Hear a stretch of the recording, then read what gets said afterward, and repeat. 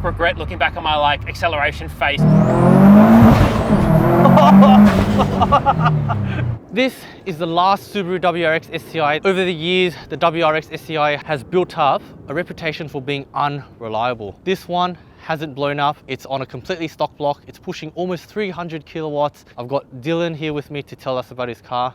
Let's see what the WRX STI is all about. Welcome back to the channel, Dylan. How you doing? Good, Michael. Thanks for having us back since our last greeting at Roll Racing, yeah? Yeah, long-term viewers will remember that, you know, our first experience roll racing was with Dylan and the so nice WRX STI. Great time.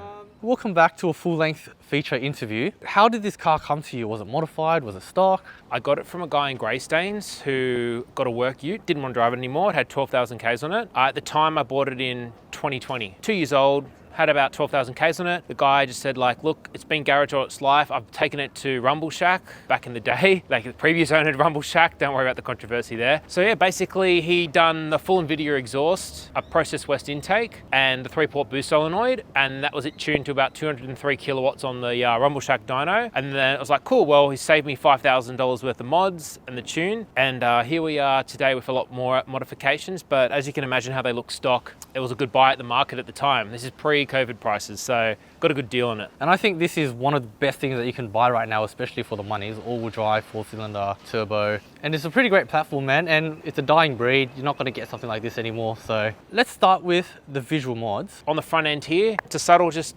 pink pinstripe with pink STI logo. Subaru in the VAs went to a red logo for the STI. And just given the aesthetic blue clashing with red, I've gone with trying to dress up the pink to replace the red. One mod you might see as well is that the front mount intercooler just here, they usually got some plastic there that's covering the cooler. So what I've done, I've been to Auto Elements, thanks Auto Elements. They've actually cut around it and done a pretty neat job to expose the intercooler and just done a Process West stencil in a silver white paint. The 2018s didn't come with these brake duct inserts. These are off a 2020 Plus STI and they just clip straight in because this is called what they call like a facelift VA. It doesn't have the fog lights and stuff, but it's got the big 6-pot pistons on the front. So these are apparently meant to direct air into there, be functional to cool those brakes. All right, those 6-pot Brembos, and I see on the Hill Subaru Crew Facebook page, it's quite the talking point, and a lot of people asking you about the color of your brake calipers, and they look so good, man. They're like the cherry blossom pink with a tiny tinge of purple in it. Pretty much paying homage to the STIs you probably remember back in the day. They came out with pink STI fog light covers, pink STI on the steering wheel. So basically pink was how Subaru liked to run their theme of STI. There's a few other little pink touches you'll see as we go over the car, but yeah, and they stop real well. As you can tell, they've been good on the track. I've also upgraded to those slotted rotors as well, with the DBA, just to kind of give them that meat and that, yeah. Can you tell us about your wheels? These are, you're a fan of them, right?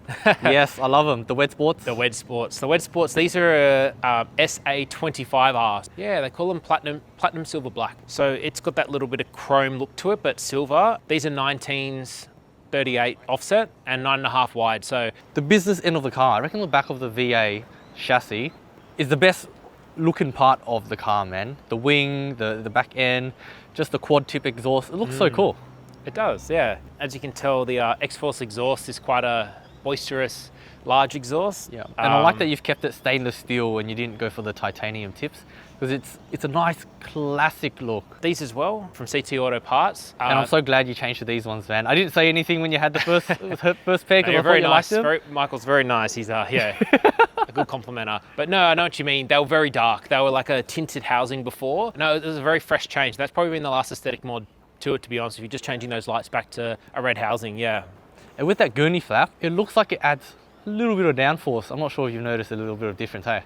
I haven't been driving the car that hard. It does get driven hard, don't worry, we'll get to that later. But I think that's it for the visual mods. Let's have a look in your engine bay, hey? As soon as you look at this engine bay, you can tell that it's not a regular engine bay because it's got a front mount, hey, and all that front mount intercooler piping. Top mount where it would be has been forgotten, and run those Process West intercooler pipe there, and Perrin, as you can tell by the brand, has been the substitutes for the pink parts on the car. So what kind of performance mods or engine mods have you done to the car? The first thing you see is it's got a Blouch turbo on it, just underneath this piping here, still in stock location, so there's probably another mod people talk about the most. It's a Blouch 1.5 XTR with a 8cm rear. On these cars, for you Aussie viewers, on Subaru, they can flow to about 310 kilowatts with that size housing.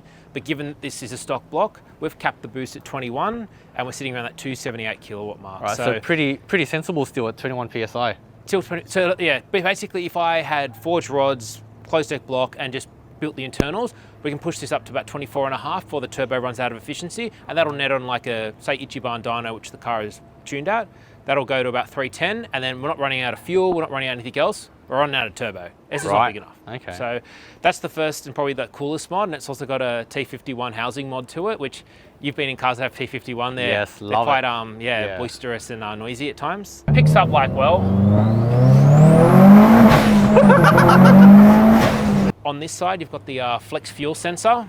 So it does run E85 and 98. So it is detuned to 242 kilowatts on 98 and does run, it's like 278 map on E85. So it's about 30 kilowatt difference between 98 and E85. That's pretty good, yeah. Like That's I guess crazy, a marketing man. thing for why ethanol is a great thing for the cars is you do get those gains, and not only make those gains cooler intake temps, because E85 does burn cooler, but it does burn more. So you're obviously not going to get the same economy. So that's actually probably one of the best longevity mods, while we're talking mods, you can almost do to, I'd say, most cars, especially Subaru, is E85, knock prevention and things like that. As long as you've got a great tuner, that'd be my recommendation for someone if it's accessible to you. And as we work our way down, GFB response blow-off valve, just because it makes cool noises. Intake manifold stock, like I said, this is a stock original block. As you can see with the piping for the front mount, that's just a kit that comes from Process West. You do have to do some modification at the front of the VA to get it in there. So you have to chop the inside of the front bumper to get it in? Or... You do. So it's being chopped on the inside to fit the cooler, because it's a pretty big core. Yeah. Which, look, if I'm being transparent with you, there is a downside to it. It does block your radiator, the flow of air there. So when you're on a track day there, you do have to watch your temps. But that's why it's also been upgraded to a CFS radiator there. So what's the next step then? If your oil would be overheating too much, even with the upgraded radiator, would the next step be to be the oil cooler? Yeah, there's a few kits you can get like that, but just like anything, I haven't had an issue with it yet, but I've only been to London Raceway. So I went somewhere like Sydney Motorsport Park where you're on it for 2 minutes flat stick and really getting those temps real hot. That might be the best way to go. And things you can't see, like it does have 1050cc injectors, 460 litres per hour AEM fuel pump. So normally with the mods that you do, bar the turbo, a lot of people run out of juice because of the fueling system, hey, especially on this model of car. Yeah, as soon as you start to talk about ethanol, injectors and pump, we go. Look, you can get away maybe with an exhaust and tune on the stock injectors, but I think they're only about 550cc from memory from an STI, or 565 max. So when we talk about fueling system, you do need the pump and injector, especially to run ethanol, and the flex sensor, obviously. And we're also running down the front here a Process West intake, which matches perfectly with their piping. It does have a Pro Speed Racing silicon inlet. It's also got, you probably can't see them either, but TVG delete to get rid of that butterfly tumbler valve thing. What else? Well, another one you can't quite see, but it does run X-Force equal length headers, which gives it a unique sound because they're not true equal like your PSR Killer B headers. They're like, when you look under the car, you're like, okay, it's not perfectly uniform like the runners of the headers. So one side is slightly longer than the other. I've got lots of videos of the car and people hear it. Subarus sound like Subarus, but then it doesn't have that, it's not that really burbly, aggressive, raspy rumble. Yeah. It's a bit different, which I like. Yeah, and you might hate me for this, but I'm not a fan of the Subaru rumble. Oh. I hate it, man. Like growing up in the area that I grew up in, it's just 2 a.m., 3 a.m. trying to sleep, just hear people hooning up and down. I reckon it sounds like Chewbacca farting. So I love that you've gone with the equal length headers, and especially in an EJ motor, when you're on it, the pitch changes as well. It doesn't just get louder. And it gets rid of that bark rasp around that 2.5, 3. Yeah, and like a few other bits and pieces. It's just got like a strut brace. It's running silver Neomax coilovers. It does have like all the white line bushings, anti-lift kit, and all the pretty much the catalogue underneath. The goal was always to have a car that can be street orientated, track orientated without having to dramatically change anything. Yeah, and I love that you drive your car hard, man. Like one of the best feelings of owning a sports car is driving it to the track and then driving it home without it having gone cactus on you. A feeling of euphoria, absolutely. Yeah, that's it. Because you know you've enjoyed yourself and it's working. And as you mentioned at the beginning of the video, like unreliable. I'm like, yeah, like some Subarus are, but not all Subarus are. Yeah, and I'm if not you saying, take care of it. If you take care of it. Like I could tell someone who buys one of these tomorrow to do all the same mods as me, and in 20,000 Ks, like God forbid, he might crack a ringland, for example, which is what these are renowned for. People talk about head gaskets all the time. The EJ 257, which is in the VA, is renowned for ringland cracking, not so much like the head gasket. And a few friends of mine have done that. I don't know if it's like mods, how they drive it, servicing, or just sheer bad luck. But as for my experience with Subarus, most of them have been reliable. This one's been absolutely fantastic. Like this has 63,000 Ks on it now. So you can tell it's been driven like this for 50,000 Ks. 4 years ownership. And no issues. No issues. Yeah. Oh, okay. We'll get on to the, remember I was mentioning about the AOS? Yeah, right. Gosh, I would have done an AOS as the first mod because when I went to London Raceway, out of the blow-off valve here, we're getting oil shooting all up over the bonnet there. It was just so hot, so pooling that it would vent, and I just opened the bay up after like, I don't know, maybe 2 hours of session. I was like, why is there oil everywhere in my bay? It was just spewing out the trumpet. Yep.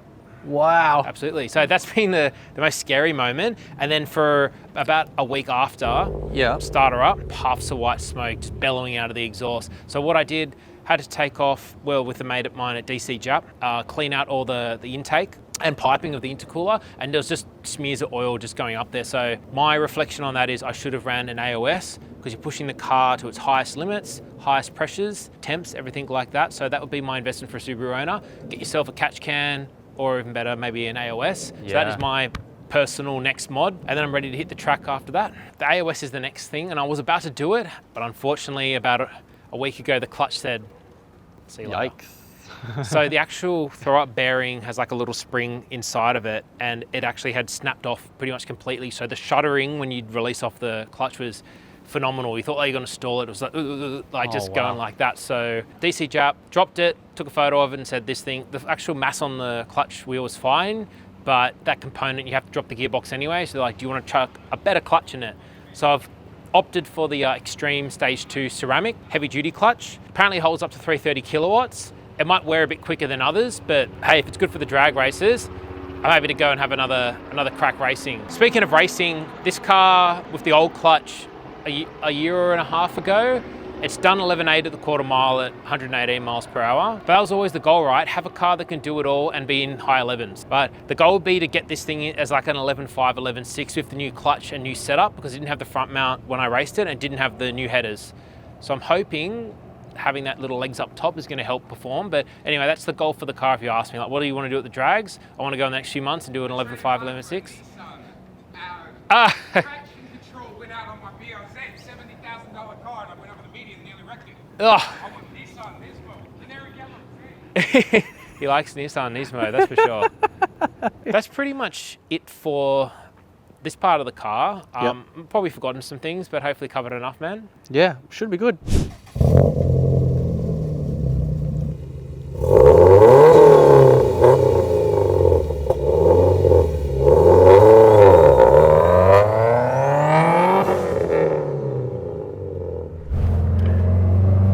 Dude, your car is so loud, man. Is this the race muffler that you still got on? Yeah, it's a complete X-Force exhaust system. And you know, I've not driven the STI yet. Do you know if there's a difference between the transmission? Does it feel different? Yeah, like the 6-speed is, when you look at it outside of the car, it's huge. It's a really robust gearbox, hence they're renowned for really big power. They can hold up to 400 kilowatts as long as you're not banging gears. Like the gearbox in the STI is one of the best selling points. But it's also probably the whole drivetrain, because it's got limited slip diffs and like it's ready to hook up. Yeah. It's ready to hook up. It's pointed. It's sharp. The gear selection feels great. The only issue I've had with this is the 4th gear synchro on the V8s, especially in the 6-speed, is renowned for wear. They're a single-piece plastic tab, and we replaced them with the 3-piece carbon synchros used in the older STIs. And that was a few years ago, and I've had no problems with notchiness and clunkiness. It picks up like well.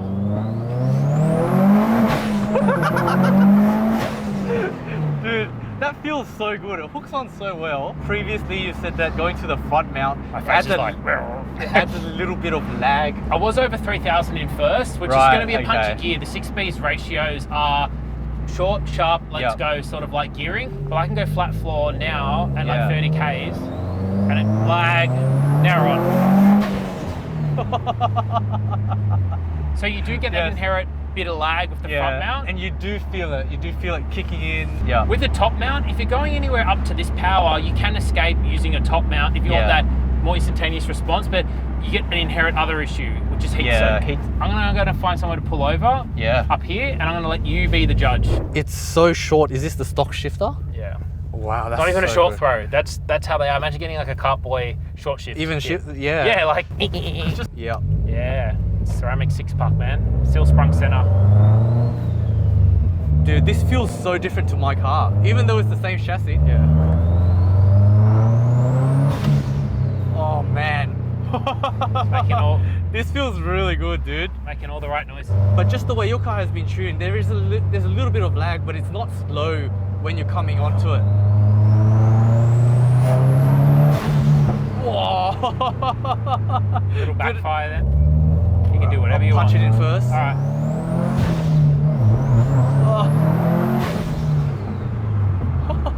Nice. Dude. Sure.